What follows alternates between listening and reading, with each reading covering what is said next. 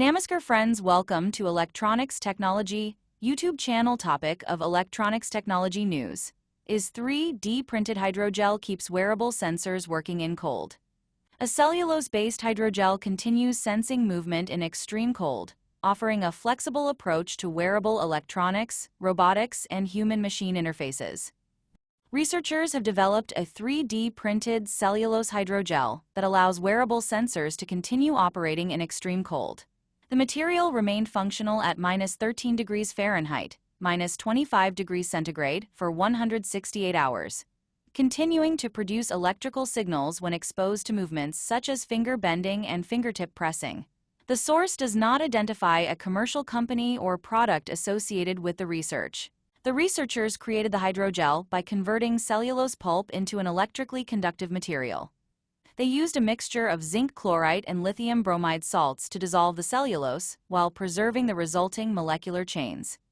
The dissolved material was then formed into a transparent hydrogel.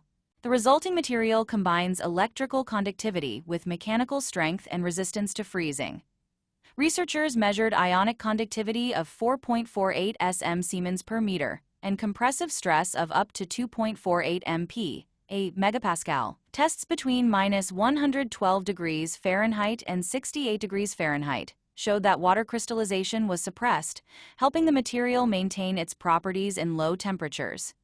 Its ability to undergo shear thinning also makes the hydrogel suitable for 3D printing. It can flow under pressure and retain its shape after printing, allowing researchers to produce structures such as 5-pointed stars and maple leaves.